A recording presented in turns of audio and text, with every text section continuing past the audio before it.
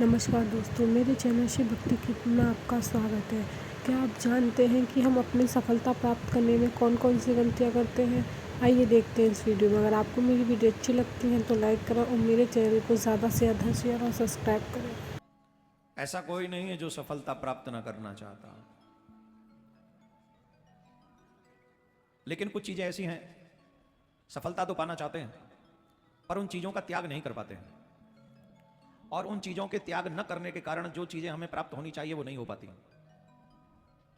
सफलता ही असफलता में बदल जाती है। सफल होने के लिए परमावश्यक है कि कुछ चीजों का विशेष ध्यान रखा जाए। आप कहें, युवा अगर चाहें तो उस बात को हम यहां से व्यक्त करें और आप अपने जीवन में इसको नोट कर सकते हैं। वैसे तो ये वीडियो के माध्यम से आप तक पहुंच जाएगा, लेकिन कुछ चीजें ऐसी हैं जिनको आपको नोट करना ही चाहिए। सफलता, आज हमसे किसी ने प्रश्न किया, हमारे एक युवा ने, जब सब कुछ भाग्य से ही मिलना है तो कर्म क्यों करें, और अगर कर्म ही करना है तो फिर भाग्य का मतलब क्या हुआ? बात अच्छी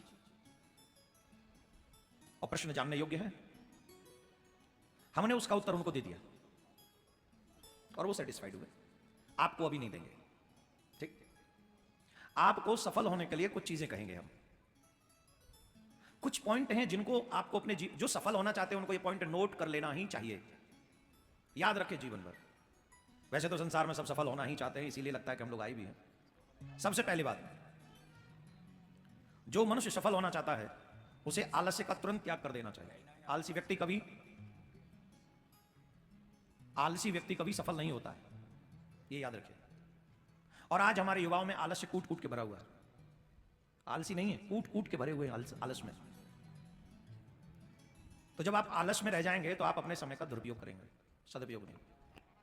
सबसे पहली शर्त है, जो मनुष्य सफल होना चाहता है वो आलस्य से दूर हो। उसे आलसी नहीं होना चाहिए जो सफलता प्राप्त करना चाहता है।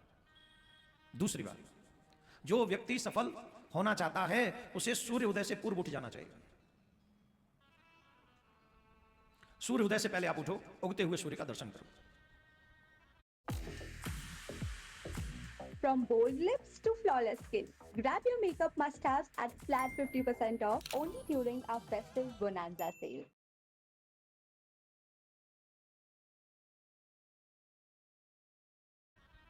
उगते हुए सूर्य का दर्शन करने से जीव की प्रगति होती है। उगते हुए सूर्य को जल चढ़ाओ। आजकल इसमें भी लेट लतीफ है। आज एक भगत जी आए थे हमसे, उन्होंने कहा कितनी माला करते हो? शिष्य हमारे बोले एक माला करते हैं। हमने कहा ये कैसे काम चलता है? तो बोले महाराज जब 10 बजे उठेंगे तो फिर बिजनेस पे भी जाना पड़ता है। अब बोलिए, जितनी देर सूर्यास्त के बाद आप सोते रहेंगे आपका भाग्य मंद होगा, याद रखिए। आप कहेंगे हमारे पास तो बहुत कुछ है, शायद इसके 100 गुना आपके पास होना चाहिए था, आपने भाग्य को मंद करके उसे डाउन कर दिया। आप इसी में सेटिस्फाइड हो गए। होना तो बहुत चाहिए था, आप पे नहीं हो पाया आपके सोने की वजह से।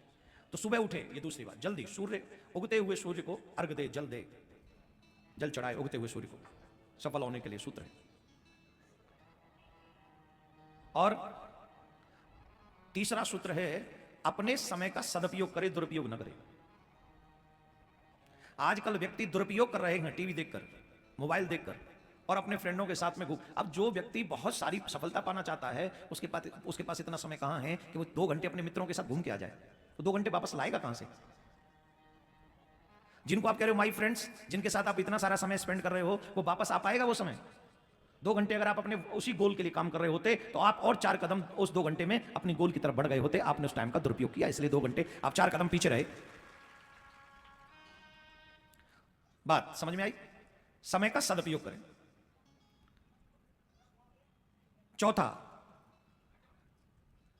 चौथा सूत्र याद रखें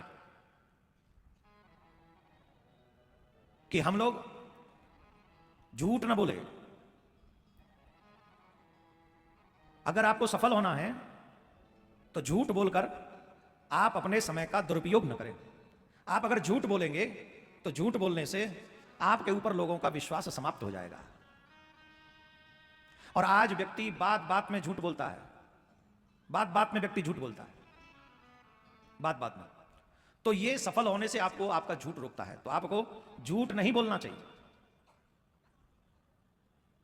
ऐसे नहीं समझाया था, ऐसे समझा दे, समझ जाते। कई लोगों को यही भाषा समझ में आती, समझ रहे हैं? Thank you sir. हाँ राधे राधे बोलना पड़ेगा, धीरे नहीं, जोर से, और जोर से। कहां थे हम? झूठ नहीं बोलना चाहिए। सब जो वाकई पक्की सफलता पाना चाहते हैं उन्हें झूठ नहीं बोलना चाहिए अपने जीवन में। जो करना ईमानदारी से सत्य के साथ जाओ, तुम सफल होगे। हो सकता है उसमें 2-4 दिन एक्स्ट्रा लग जाए, पर आपको सफल होने से कोई नहीं रोक सकता। और 5वीं बात, आपको नशे से दूर रहना चाहिए। अगर आप मद्यपान करेंगे, अगर आप मांस भक्षण करेंगे, तो आपकी बुद्धि में सात्विकता नहीं रहेगी। मदिरापान करने से कार्य करने की क्षमता समाप्त हो जाएगी। आपका हृदय और आपकी किडनी ये भी डैमेज हो जाएंगी। और समय से पहले, जब हो सकता है सफलता तुम्हारे कदम चूमने वाली हो, उससे पहले हम राम नाम सत्य हो जाए, तो क्या फायदा उस नशा का। इसलिए किसी भी युवा को नशे का आदी नहीं होना चाहिए, मांस भक्षण नहीं करना चाहिए। आप अपनी शान मत समझिए, ये बेईमानी कर रहे हैं आप अपने जीवन के साथ। नशा करना शान नहीं है। शास्त्रीय विधान अगर नशा को माना जाए तो ये पाप है। मद्यपान जो है ये बहुत बड़ा पाप है, बहुत बड़ा, छोटा नहीं, बहुत बड़ा पाप। इसलिए युवाओं को नशे के चक्कर में पड़कर अपनी जवानी का दुरुपयोग नहीं करना चाहिए। जो इनमें पड़ा है बच नहीं पाया। इसलिए मद्यपान और मांस भक्षण, इनसे बचना चाहिए। मांस भक्षण करोगे जीव हत्या होगी, और जितनी जीव हत्याएं आप करवाओगे अपने लिए, उतने जीवों की बद्दुआ तुम्हें लगेंगी, और वो बद्दुआएं तुम्हें कभी सफल नहीं होने देंगी, तुम्हें कहीं से कहीं गिरा देंगी। इसलिए मनुष्य को मद्यपान और मांस भक्षण नहीं करना चाहिए, और अपने कर्म में निष्ठा रखनी चाहिए। मैं अगर ईमानदारी से कर्म करूंगा तो परमात्मा मुझे फल देगा ही, ऐसी निष्ठा मनुष्य को रखनी चाहिए। अपने कर्म को करने से कभी पीछे, अगर तुमने सपना बड़ा देखा है तो सो मत, कर्म करो। फिर एक बार बता दूं, सपने वो पूरे नहीं होते जो रात्रि में देखे जाते हैं। सपने वो पूरे होते हैं जिनको पूरा करने के लिए मनुष्य कर्म करता है, जागता रहता है, रात दिन एक कर देता है। और सपने जो सोने नहीं देते हैं, वही मनुष्य के सपने साकार होते हैं। उसके लिए रात दिन एक करना पड़ता है। यही सत्य है। समय का सदुपयोग करें, कर्म में निष्ठा रखें। और बच्चे लोग ध्यान से सुने, ये बात स्पेशली आप लोगों के लिए। बड़ों का आदर करें। Respect your parents, your grand parents. ईमानदारी से बताओ, आजकल का युवा अपने माता पिता दादा दादी के साथ ज्यादा समय लगाता है कि अपने फ्रेंड्स के साथ? जोर से बोलो। अब जिन फ्रेंड्स के साथ आप अपना टाइम बर्बाद कर रहे हो, उनको कितना एक्सपीरियंस है? वो तो तुम्हें वही सिखाने वाले हैं जो तुम पे आज तक आता है। इससे ज्यादा तो उनको आता भी नहीं। जितना तुम आता उतना आता है। एक आध कदम और आगे आता होगा। लेकिन अपने दादा दादी के साथ बैठ के देखो, उन्होंने तुमसे 4 गुना या 3 गुना ज्यादा लाइफ जी है। अगर उनके साथ बैठोगे तो कितना एक्सपीरियंस आ जाएगा। माँ बाप ने तुमसे डबल लाइफ जी है। कम से कम उनके साथ 2 घंटे बैठोगे तो 2 उम्रों का फल आपको उसी समय मिलेगा, एक्सपीरियंस मिलेगा, तुमसे डबल एज का एक्सपीरियंस मिलेगा। तो अपने बड़ों का आदर करें। Respect your parents. सफल व्यक्ति की पहचान है वो किसी का अनादर नहीं करता। सफल व्यक्ति किसी का अनादर नहीं, सबका आदर करता है। बहुत जरूरी है। और अहम बात एक और, सफलता पाने के लिए कभी शॉर्टकट मत अपनाइएगा। जो सफलताएं शॉर्टकट से प्राप्त होती हैं वो बहुत ही शॉर्ट होती हैं और कट करके चली जाती हैं। युवाओं से मेरा निवेदन है, किसी भी सफलता को पाने के लिए, जो स्थायी सफलता पाना चाहते हैं, स्थायी सफलता के लिए नो शॉर्टकट। मैंने देखा है बहुत सारे लोग बहुत जल्दी कुछ कर देना चाहते हैं, बन जाना चाहते हैं, और मिला भी है। ऐसा नहीं कि मिला नहीं, शॉर्टकट में सफलता मिलती भी है। लेकिन फिर जब जाती है तो जो था ना पहले उसे भी ले जाती है, छोड़ती कुछ नहीं। इसलिए युवाओं से निवेदन है, शॉर्टकट रास्ता मत अपनाइएगा सफलता पाने के लिए। नहीं तो वो बहुत शॉर्ट होती है, वो बहुत जल्दी कट कर देती है सब कुछ। इसलिए नो शॉर्टकट। अहम बात, महत्वपूर्ण बात, तुम जो कर रहे हो भगवान तुम्हारे साथ है, ऐसी निष्ठा जीवन पर्यंत तक रखो। तुम अकेले नहीं हो, तुम अकेले नहीं हो, भगवान तुम्हारे साथ है, ईश्वरीय शक्ति तुम्हारे साथ है, ईश्वर तुमसे कुछ करवाना चाहता है। यह निष्ठा अपने मन में पाल कर रखो और आप आगे बढ़ के देखो, आप कभी जीवन में मुड़ के नहीं देखोगे, सफलता तुम्हारे कदम चूमे। धीरे बजाओ और आलसी कहीं के। अब भाई हमने पहले यहीं से उठाया था, आलसी नहीं होना चाहिए, वो यहां भी लिए बैठे हो। सफल होने के लिए कंपलसरी है आप आलस्य का त्याग कर दें। नो आलस्य, नो आलसी। एक और अहम बात, हमेशा सफलता टिकी रहे उसके लिए जो मिल जाए उस पर अभिमान मत करना, उसे भगवत प्रसाद समझना।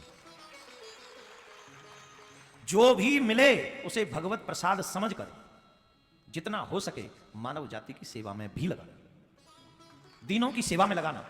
मैं इसका प्रूफ देता हूं, जितने दीनों की तुम हेल्प करोगे, सहायता करोगे, वो तुम्हारे आगे बढ़ने की दुआ करेंगे। समझ में आ गई कि नहीं? आ गई? आ गई का? तो इसलिए मैं प्रार्थना करता हूं प्रियाकांत सरकार से, हे सरकार, जितने भी लोग आज यहाँ आए हुए हैं, नन्हे मुन्ने और थोड़े बड़े बूढ़े, यंग, जवान, बलवान, धनवान, रूपवान, ऐश्वर्यवान, हाई कोर्ट के वकील, जज साहब, जो भी आए हैं और हमें यहां वहां जहां तहां सुन रहे हैं, ईश्वर आप सबको सफल करना, लेकिन इनकी बुद्धि को खुद कंट्रोल करना।